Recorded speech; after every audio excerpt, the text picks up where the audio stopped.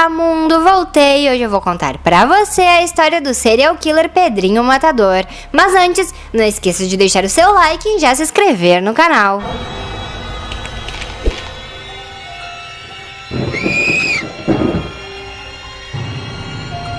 Não só de Estados Unidos vive as histórias de assassinos em série. Isso vimos ontem quando conhecemos a história do maníaco de Trianon.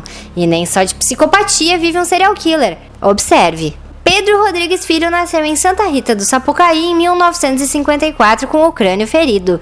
Isso porque seu pai chutou diversas vezes a barriga de sua mãe durante a gestação.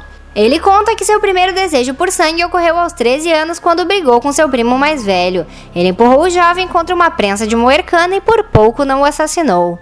Então, aos 14 anos, executou seu primeiro assassinato, matando o vice-prefeito que havia demitido seu pai, que na época era guarda escolar. A causa da demissão era roubo de merenda escolar.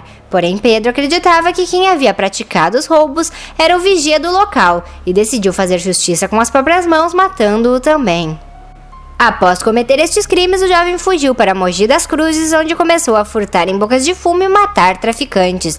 Foi lá que conheceu Botinha, uma viúva de um líder de tráfico por quem se apaixonou. Juntos, Pedro assumiu o papel de comandante e lhe foi dada a obrigação de eliminar alguns rivais, assim assassinando mais 3 pessoas. Lá ele viveu, até que sua amada Botinha foi executada pela polícia. Após essa dolorosa morte, Pedrinho escapou e continuou a venda de drogas, arregimentando soldados e montando sua própria rede. Mas não só isso, imediatamente começou a planejar sua vingança, matando e torturando diversas pessoas até descobrir o verdadeiro responsável pela morte de Botinha. Então, finalmente encontrou o mandante do crime, um antigo rival que delatou sua amada e recebeu a visita de Pedro e mais 4 amigos irados. Na ocasião, estava acontecendo sua festa de casamento, porém isso não deteve o grupo que matou 7 pessoas e deixou 16 feridos. Vale ressaltar que Pedro ainda não havia feito 18 anos na época. Então, ainda em Mogi das Cruzes, ele assassinou seu próprio pai dentro da cadeia da cidade. Isso porque o homem havia matado sua mãe com 21 golpes de facão. E a vingança veio na mesma moeda.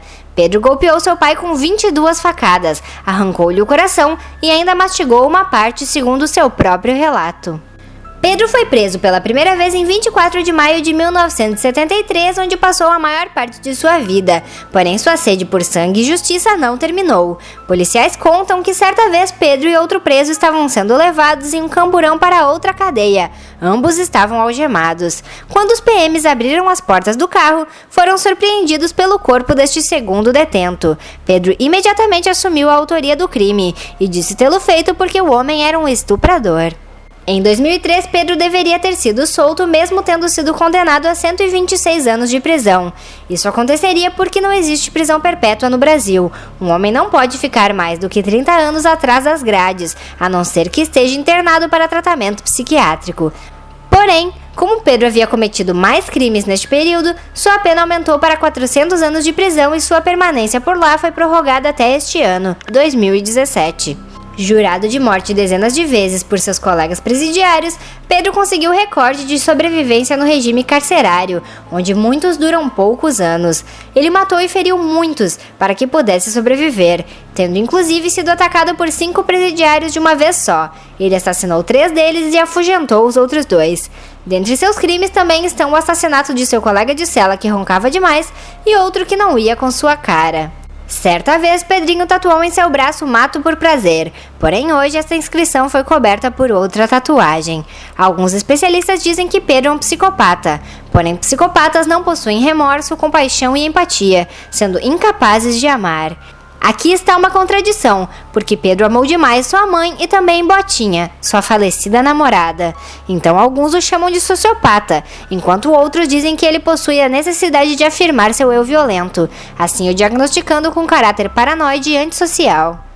Em 2007, Pedro foi solto após 34 anos em regime fechado, porém em 2011 foi encontrado na zona rural de Balneário Camboriú, Santa Catarina, quando foi novamente preso por participar de 6 motins e cárcere privado de um agente penitenciário quando ainda estava na prisão.